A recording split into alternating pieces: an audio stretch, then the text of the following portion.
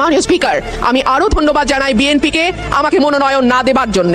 আমাকে মনোনয়ন না দেওয়ার কারণেই আমি বুঝতে পেরেছি বাংলাদেশের টেকনাফ থেকে তেঁতুলিয়া কত লক্ষ মানুষের ভালোবাসা, দোয়া, সহযোগিতা আমার পাশে ছিল।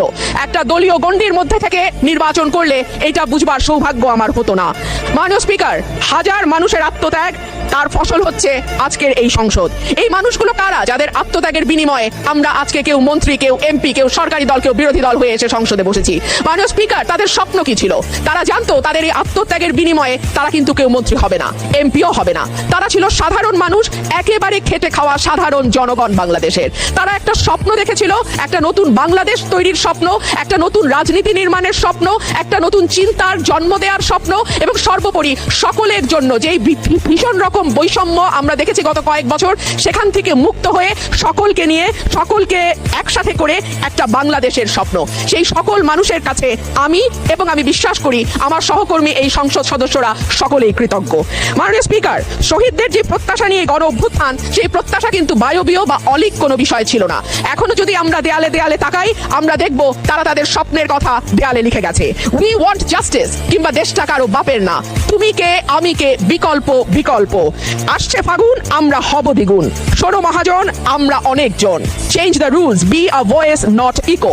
দিনে নাটক, রাতে আটক, নাটক কম করো প্রিয়, হামাক ব্যাটাক মারলু কেন? এমন হাজার প্রশ্ন, লক্ষ জিজ্ঞাসা।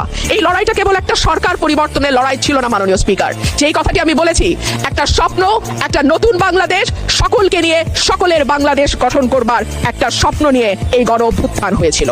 মাননীয় স্পিকার, আমরা স্বপ্ন দেখেছিলাম ধর্ম, বর্ণ, জাতিগোষ্ঠী বা লৈঙ্গিক পরিচয়ের ভিত্তিতে কাউকে অপর বা আদার করে দেয়া হবে না। মাননীয় স্পিকার, আমি খুব বিনয়ের সাথে বলি, এই আন্দোলনের সম্মুখ সারিতে ছিলেন নারীরা। এক ঝাঁক নতুন প্রজন্মের তরুণ মুখ আমরা পেয়েছিলাম। সেই নারীরা এক বছর পার না হতে হারিয়ে গেলেন কেন? 7 জন নারী সাংসদের এই সংসদে সেই প্রশ্নটা আমি আপনাদের কাছে রেখে যাচ্ছি। মিছিলের সামনের সারিতে নারীর প্রয়োজন হয়, পুলিশের টিয়ার শেল, লাঠিচার্জের সামনে নারী ঢাল হয়ে দাঁড়ায়, অস্থির সময় নারীর সাহায্য ছাড়া পার হওয়া যায় না, আর সবকিছু যখন ঠিক হয় তখন নারী হয়ে যায় ট্রোলের বস্তু। নারীর পোশাক, নারীর চেহারা, নারীর কথা, নারীর হাসি, সবকিছুই তখন হাসির খোরাকে পরিণত হয়। মাননীয় স্পিকার, আমি আপনার মাধ্যমে আজকের সংসদে আরেকটি কথা বলে যাই। 52% মানুষকে পেছনে ফেলে নতুন বাংলাদেশ রচনার কোনো চিন্তা যদি কেউ করে থাকে, সেটা কখনো সম্ভব না, কোনো দিন সম্ভব না।